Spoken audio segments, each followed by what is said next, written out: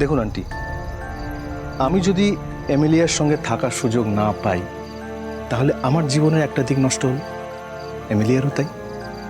আর আচ্ছা, তিনটে জীবন কেন বলছি, অ্যাকচুয়ালি 4টে জীবন। মানে আমি তো জানি প্রত্যুষ অর্ণাকে কি মারাত্মক ভালোবাসে, আর অর্ণা প্রত্যুষকে কি ভীষণ ভালোবাসে।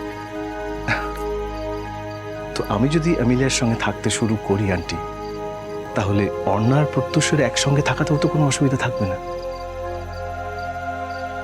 আমি আমি জানি না ডিঙ্কা এখন কি ভাবছে। ও তো এখন ওর কেরিয়ার নিয়ে খুব ব্যস্ত। এই বিয়েটি নিয়ে কোনো কথাই হয়নি।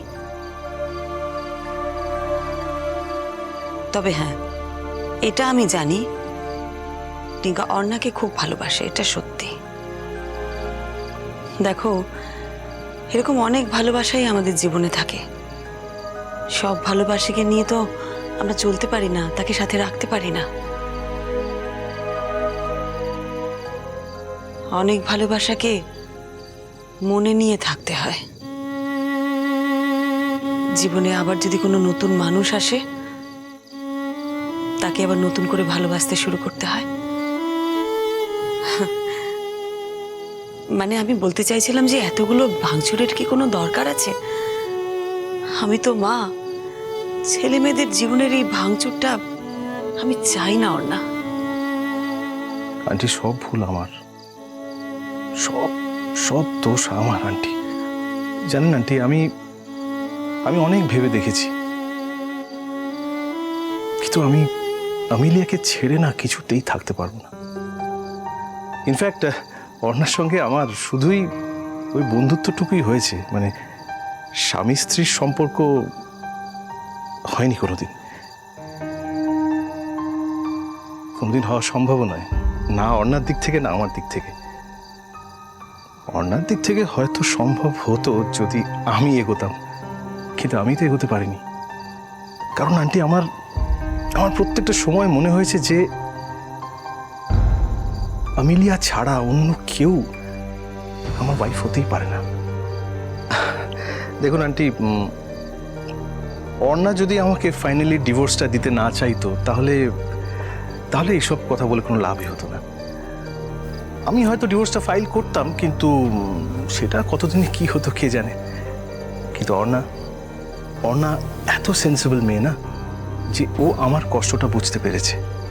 হ্যাঁ আন্টি, তাই তো আমাকে নিজে বলেছে যে আমি যদি তোমার জীবন থেকে সরে না যাই, তাহলে তো তুমি আমিলিয়াকে বিয়েই করতে পারবে না।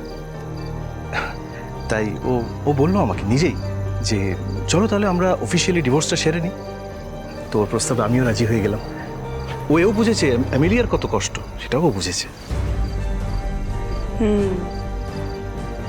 আচ্ছা অর্ণা, তুমি ওই মেয়েটিকে কখনো দেখেছো? না আন্টি, আমার কখনো ওর সঙ্গে আলাপ হয়নি।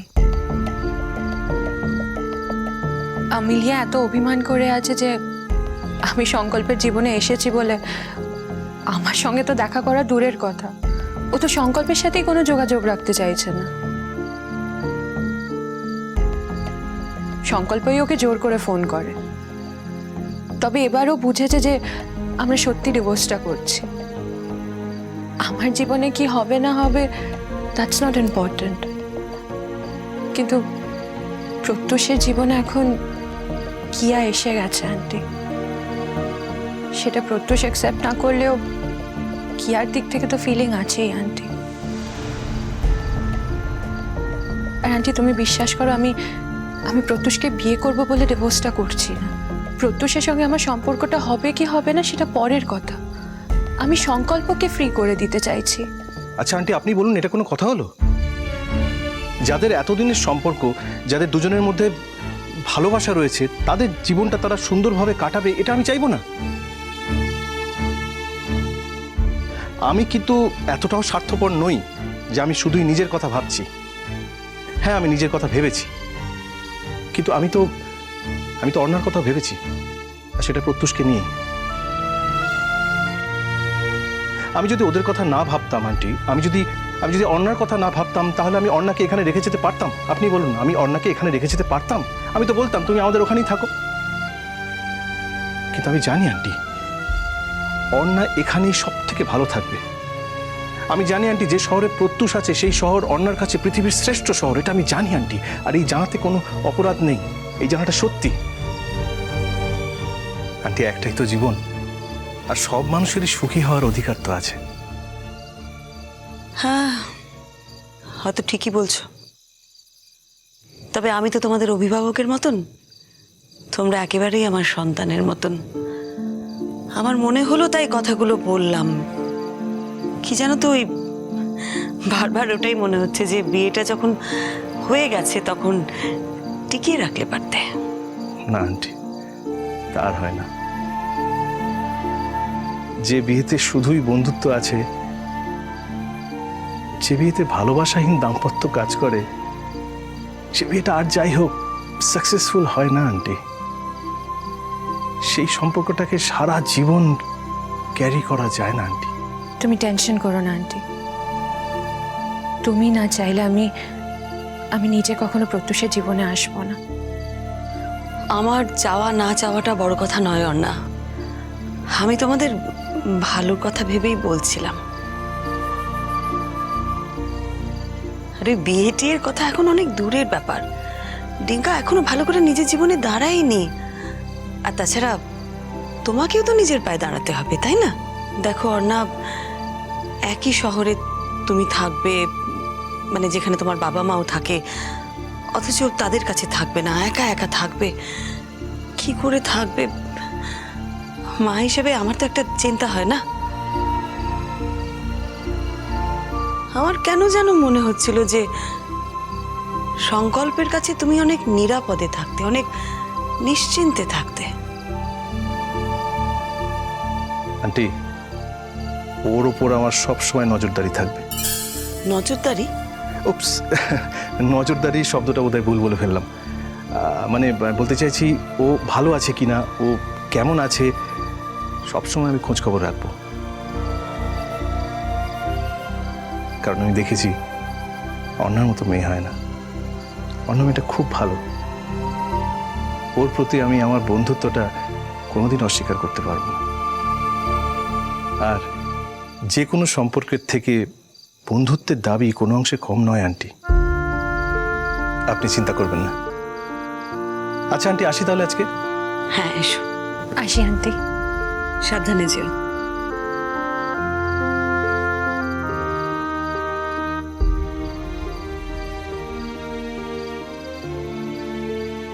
অর্ণা এখানেই সব থেকে ভালো থাকবে।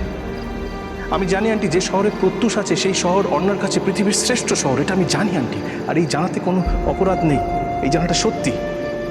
আন্টি, আপনি বলুন, জীবন তো একটাই, একটাই তো জীবন। সব মানুষের তো সুখী হওয়ার অধিকার আছে।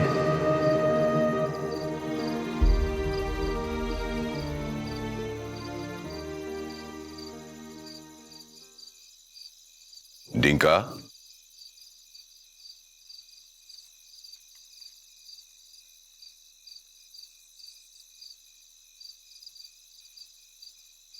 তোর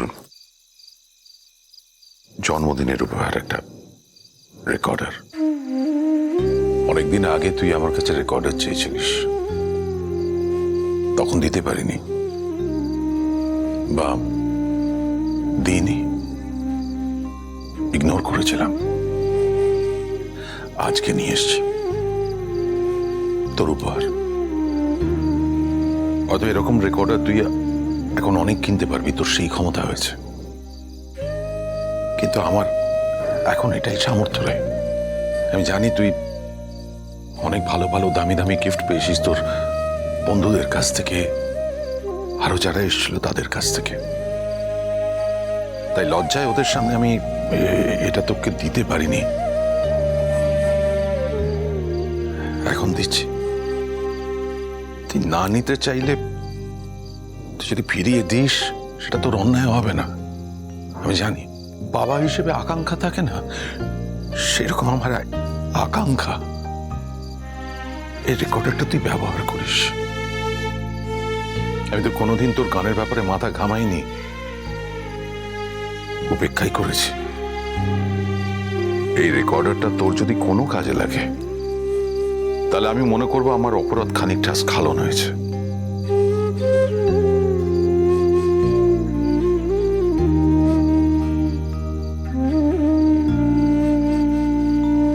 থ্যাংক ইউ, থ্যাংক ইউ।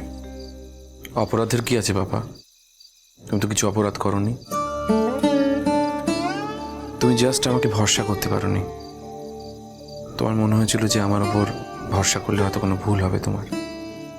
অন্যায় করনি। তোর মাকে একটু দেখিস।